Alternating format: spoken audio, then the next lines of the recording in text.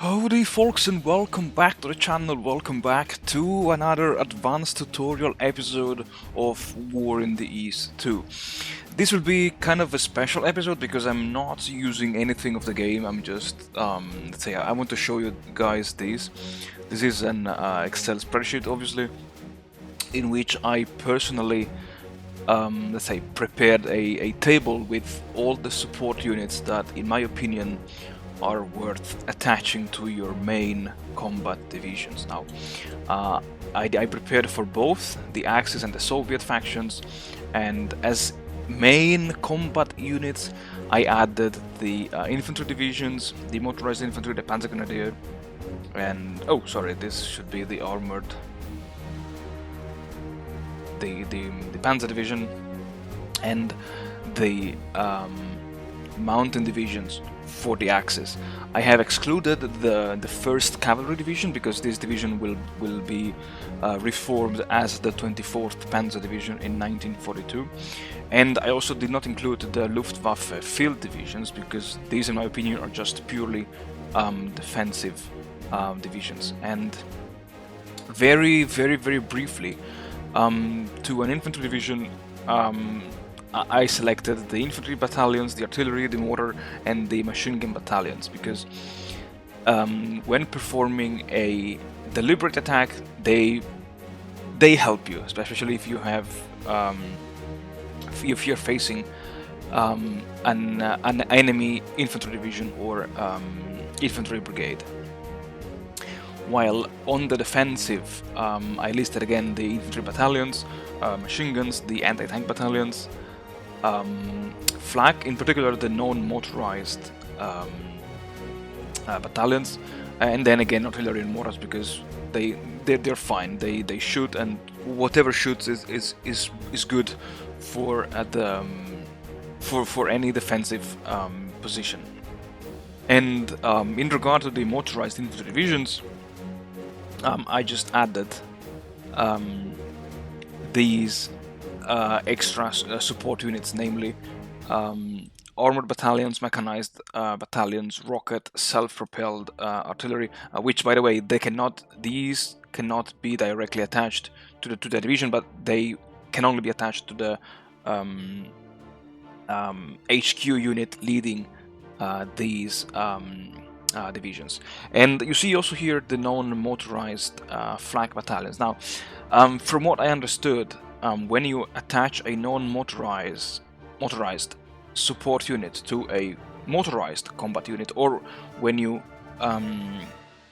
let's say temporarily motorize your non-motorized combat units, also the non-motorized support units will become temporarily or permanently motorized as long as they are still attached to a motorized, in this case, a motorized infantry division.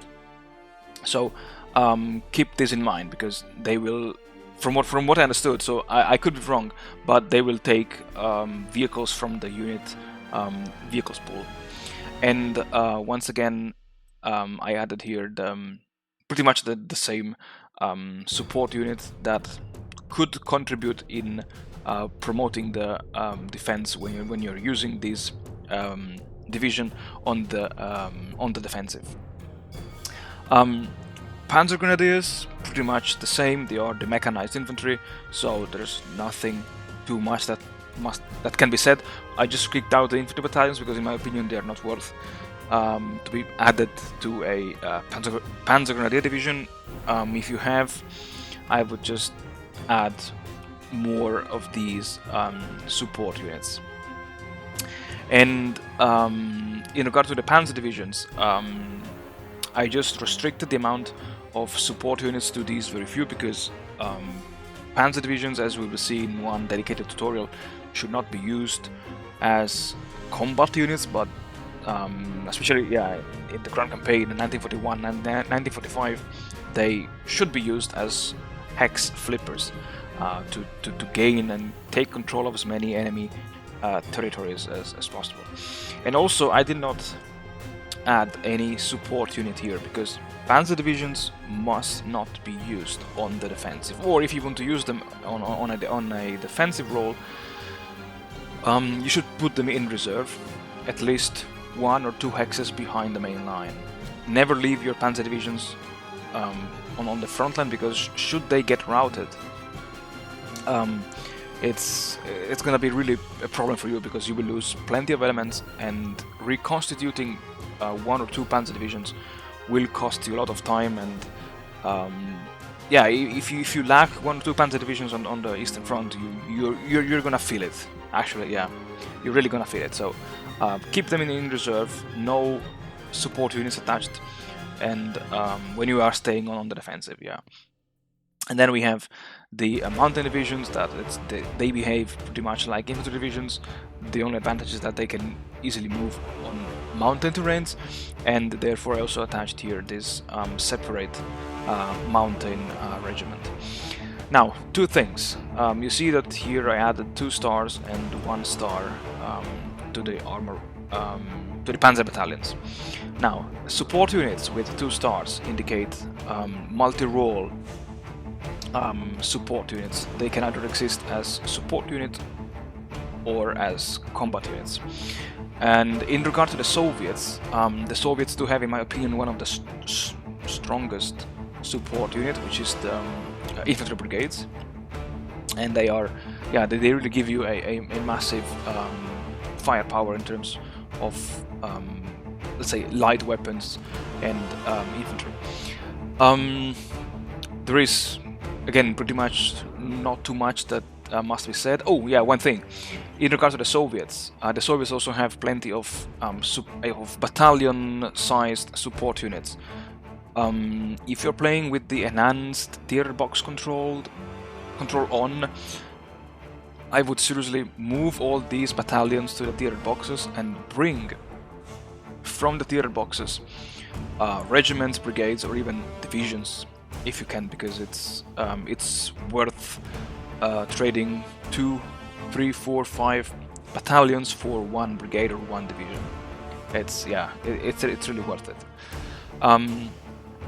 The only battalion that, in my opinion, can be still attached to the infantry to the rifle divisions are the separate tank battalions.